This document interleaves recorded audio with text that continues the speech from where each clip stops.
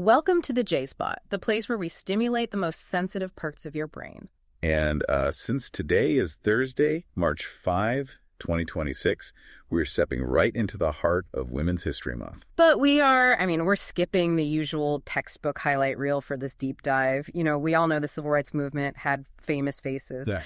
But when you dig into the actual mechanics of how the 20th century changed the court briefs, the philosophy, the raw street power, the architects are often totally missing from the photo. Usually because they were literally photoshopped out. I mean, we tend to learn history in these straight lines. Right.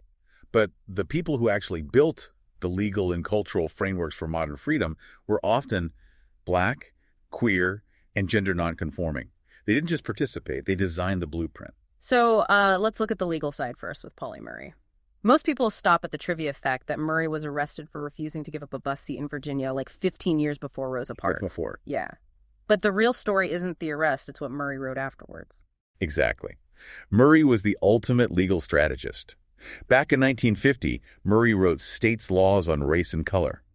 And Thurgood Marshall didn't just read it, he called it the Bible for civil rights lawyers. The Bible? Yeah, he used Murray's research as the primary weapon to win Brown v. Board of Education. So the end of school segregation basically started with Murray's playbook. But Murray didn't stop at race, which is where the concept of Jane Crow comes in, right? Right. So Murray realized the same laws oppressing Black people were being used to oppress women.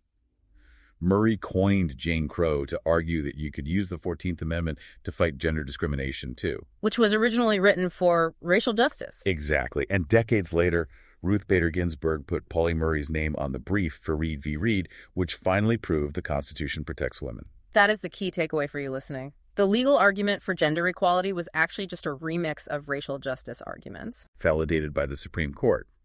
And Murray, a person who described themselves as masculine of center and struggled with gender identity way before we had the modern language for it, essentially wrote the source code for the equality we have today.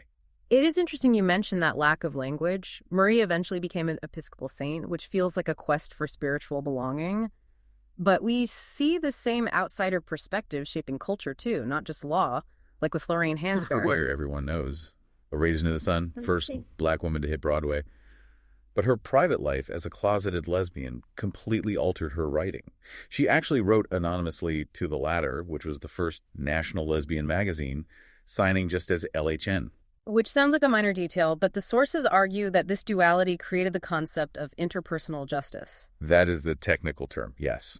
Hansberry understood that you can change the housing laws, but if the oppression still exists inside your living room, in your marriage or your family dynamics, you aren't really free. She was critiquing the American dream while everyone else was just trying to buy into it. Exactly. So Murray gives us the legal framework, Hansberry redefines the cultural narrative, but then you have the people who physically put their bodies on the line. Right. We absolutely can't do this deep dive without Marsha P. Johnson and Sylvia Rivera. The mothers of the movement. Black and Latin trans women right at the center of Stonewall.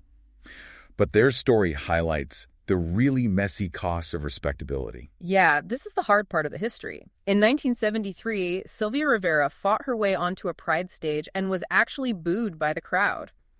The mainstream gay rights movement wanted to look palatable to middle America, and drag queens and trans women were seen as a liability to the cause. Which is incredibly ironic because they were doing the actual survival work. They founded STAR, Street Transvestite Action Revolutionaries. Wasn't a think tank. No, it was a literal house. They fed and sheltered homeless queer youth when absolutely no one else would. It really brings home Johnson's famous philosophy. No pride for some of us without liberation for all of us. It wasn't just a slogan for them, it was a logistical reality. And that reality was formalized by the Combahee River Collective in the 70s. This Black feminist lesbian group gave us probably the most misunderstood term of our time, identity politics. Right, because in 2026, people often use that term to mean divisiveness. But what did the source materials say they actually meant? They meant interlocking oppressions. You cannot separate your race from your gender from your class. They argued that if you liberate Black women who face the most overlapping systems of oppression, you inherently liberate everyone else. Because you have to dismantle all the systems to do it. Precisely. That recontextualizes everything for us today. The pro-diversity movements we see now aren't new. They're just catching up to where these women were 50 years ago. Acknowledging them isn't filling a quota, it is citing our sources. It is healing community trauma. We are admitting that the architects of the house were forced to sleep outside of it. Which leaves us with a heavy question for you to chew on. If the pivotal figures of the 20th century were erased for decades because they didn't fit the correct image, who are the architects of our future that we are currently ignoring right now? That is exactly the question we should all be asking. The J Spot is a Jay Briar Allen production, edited by Jay Rivera, Danielle Reyes, and Gisette Garcia.